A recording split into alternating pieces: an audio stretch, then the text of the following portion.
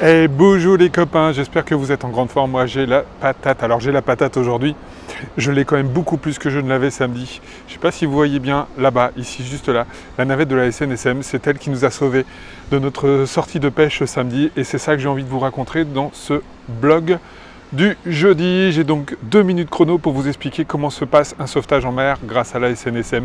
Et déjà, merci à eux. Voilà, il était 15h30 samedi quand nous sommes tombés en panne. Un tout petit problème d'alimentation essence de notre bateau.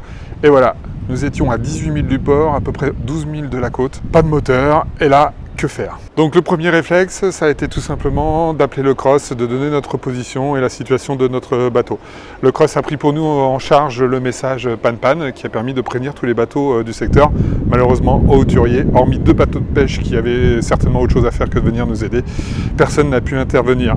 Là, 30 minutes d'attente jusqu'au moment où le CROSS nous avertit qu'il n'y a pas d'autre solution que de faire appel à la SNSM. Le CROSS nous a donc demandé l'autorisation de faire un remorquage par la SNSM.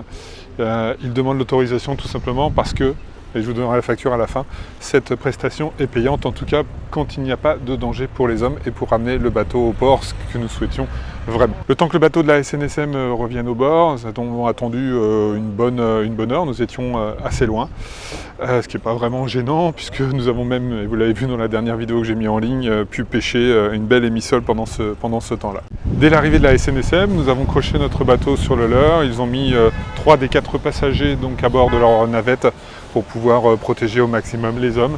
Et je suis resté donc à bord de notre bateau qui a été remorqué ensuite. À peu près à 7-8 nœuds de vitesse, ce qui correspond donc par rapport à l'endroit où on était, en gros 2 heures de remorquage. J'avoue que c'est un peu long, mais voilà, c'est comme ça. Je tiens vraiment à souligner l'attention particulière de tous les gens de la SNSM et même du CROSS qui vous mettent donc sur un canal spécifique qu'ils vous donneront au moment de la panne et qui permettent d'être en contact en permanence en se rassurant sans cesse sur le fait que tout le monde va bien à bord, ce qui est quand même la priorité de tout le monde dans ce cas. Donc après 2 heures de remorquage, eh bien, nous étions arrivés au port et nous avons pu remorquer notre bateau et voilà, et sortir de l'eau pour pouvoir rentrer à la maison avec 4 ou 5 heures de retard par rapport au timing prévu, mais ça c'est pas bien grave puisqu'il n'y avait aucun dégât humain et je crois que c'est vraiment ça l'essentiel. Donc moi je veux dire juste un chapeau bas vraiment à la SNSM pour leur gentillesse, pour leur sympathie et puis tout simplement pour le fait d'être là parce que c'est important.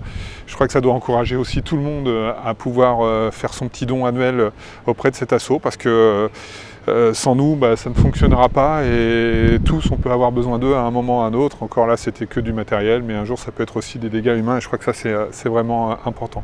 Un chapeau bas aussi au CROSS, qui est vraiment super sympa, on va dire ça comme ça, dans ses contacts et qui prend vraiment des nouvelles régulièrement pour s'assurer que tout le monde est en forme et ça, c'est vraiment top. Maintenant, nous, on a tiré quelques leçons de ça sur la pêche en haute mer, parce que là, on n'était qu'à 18 000, j'imagine à 40 000, ce que ça peut donner en termes de timing de remorquage.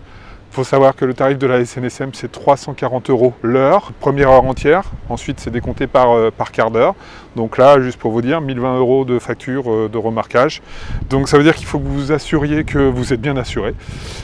Très clairement, on a eu quelques doutes au départ, même si on a été plutôt réconforté par notre assurance April Marine. On va leur faire un petit coup de pub, mais qui nous couvre bien pour ce type de problème, et ça c'est une bonne chose. Il faut s'assurer aussi qu'on a toutes les précautions en termes de moyens de sauvetage, en termes de sécurité des hommes, et en termes de communication. Et là, on avait changé notre antenne VHF il y a 15 jours, et franchement, je n'ai pas regretté sur ce coup-là, parce que sinon ça aurait été bien plus galère. Voilà. Donc ça nous rappelle tout simplement que la mer, c'est magnifique.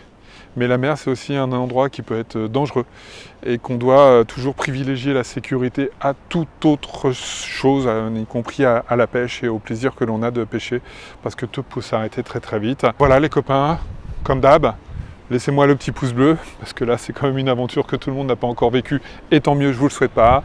Laissez-moi vos commentaires et toutes les questions dans les commentaires, je répondrai à chacun d'entre vous comme toujours. N'hésitez pas à partager auprès de vos amis, parce que je pense que cette vidéo peut aussi aider chacun, au moins à rassurer que lorsqu'il se passe un problème en mer, très franchement, on trouve très très vite les secours nécessaires pour être en sécurité.